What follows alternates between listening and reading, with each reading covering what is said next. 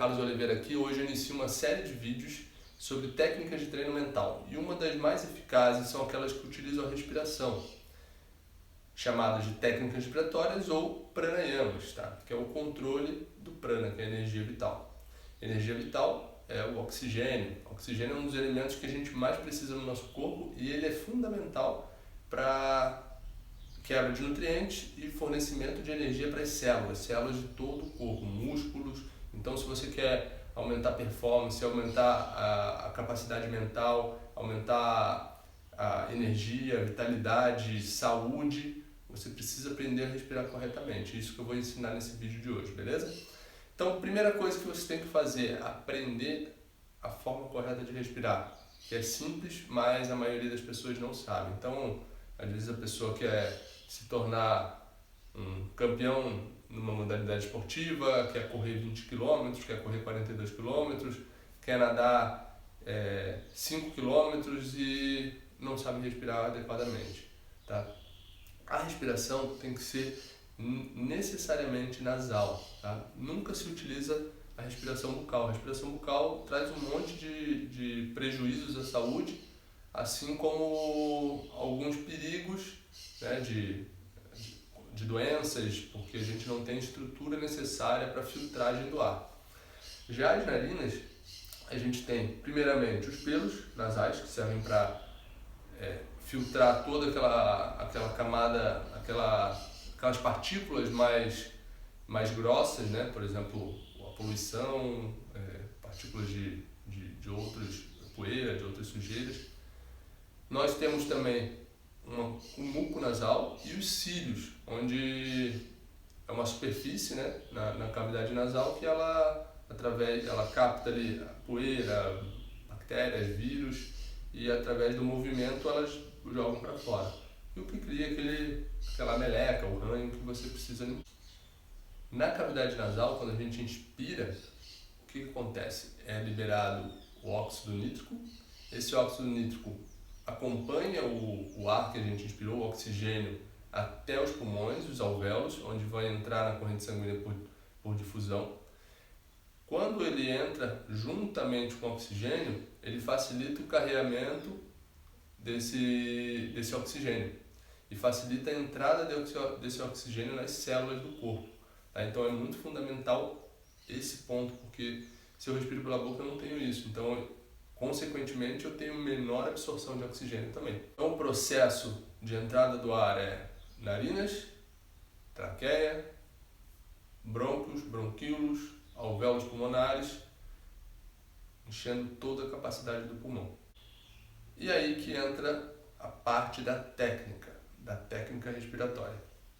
Quando eu inspiro, eu tenho um músculo chamado diafragma, que ele está na base do nosso pulmão, aqui está na base do meu pulmão. Quando eu inspiro, ele faz esse movimento aqui, ele se contrai e faz isso. Quando ele faz isso, ele abre espaço para o pulmão descer um pouco mais, encher, absorver mais oxigênio, e ao mesmo tempo ele empurra todos os meus órgãos do abdômen aqui, meus órgãos, intestino, o estômago e os outros órgãos.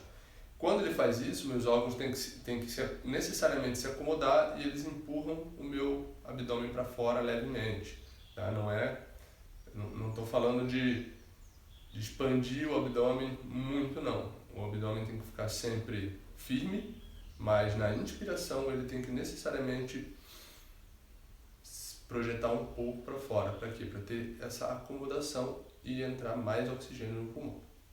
Na exalação, o processo é o contrário.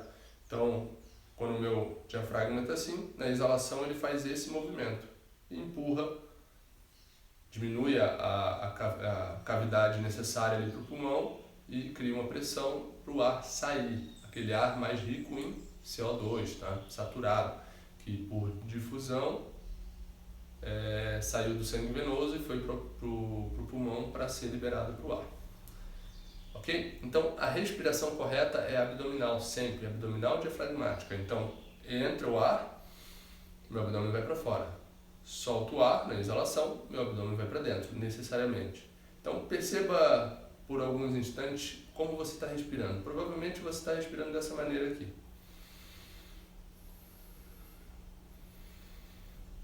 com a parte da clavícula, ombro e peito. Tá? Essa respiração é uma respiração errada e eu já vou explicar por quê. A respiração correta é abdominal. Quando eu inspiro por aqui, pelo meu peito, pela parte dos ombros, eu estou apenas colocando para dentro 50% do ar que eu poderia. Por quê? Porque eu não estou aproveitando a base do pulmão. O pulmão, a base dele, ele está parado ali. Você está movimentando só a parte de cima. E aí isso tem diversas consequências ruins. E uma delas, e a mais importante, é que na parte de cima do nosso pulmão a gente tem neurotransmissores que ativam o sistema nervoso simpático, que é aquele responsável pela luta e fuga. Ou seja, quando eu respiro assim, consequentemente eu fico mais ansioso, mais agitado, tá? E não consigo controlar minhas emoções, meus sentimentos. Por quê? Estou disparando fuja, tá? Simplesmente isso. Se você perceber uma criança quando ela está chorando, ela respira assim. Agora, quando uma criança está em estado natural, estado relaxado, de equilíbrio, ela está respirando pelo abdômen. Então as crianças já sabem, já nascem sabendo a forma correta de respirar. E você também nasceu sabendo essa forma correta de respirar. Basta reaprender isso, tá? Então, na base do nosso pulmão, quando a gente faz a respiração completa, nós temos neurotransmissores que mandam um sinal. Quando eu inspiro bem profundo, ele manda um sinal para o meu tronco cerebral disparar o sistema nervoso parasimpático, que é aquele responsável pelo equilíbrio, pela volta à normalidade, pelo relaxamento. Então, quando você respira profundo, você traz uma cadência para a sua mente, para as suas emoções, e aí você consegue ter maior controle dela, maior controle das suas reações, a sua reatividade fica menor, e você aproveita 100% desse oxigênio que você colocou para dentro, em vez de 50% só. Então veja, perceba, tem pessoas que a gente percebe assim nitidamente que são mais letárgicas, são mais lentas, são fracas, não têm atenção, perdem o foco muito facilmente, às vezes por um simples ato de respirar. Tá? Se a respiração estiver incorreta, você não consegue colocar o principal, a vida para dentro de você, que é o oxigênio. Pô, imagine para um levantador de peso, imagine para quem faz musculação, crossfit todos os dias, ou pratica algum esporte, ou que tem uma rotina agitada, que tem um cargo que exige um maior rendimento e o cara não sabe respirar. Então os músculos vão se definhando, a mente, o cérebro também não funcionam como deveria, porque não tem oxigênio, que é o combustível fundamental ali. Então a respiração é essencial, galera, e tem como treinar isso, tá?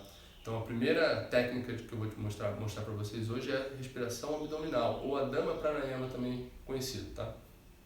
A respiração simplesmente abdominal. Então você vai fazer isso durante 5 minutos, vai colocar a sua mão no abdômen, inspirar profundamente e lentamente pelas narinas até o seu abdômen se projetar para fora. Não muito, tá? Então mantenha o abdômen bem firme e deixe que ele se projete levemente para fora e na exalação ele se contrai para dentro. Você vai repetir isso durante 5 minutos. Tá? E aí, durante quantos segundos eu preciso inspirar e expirar? Então a inspiração e a exalação ela tem que ser o mais profundo possível.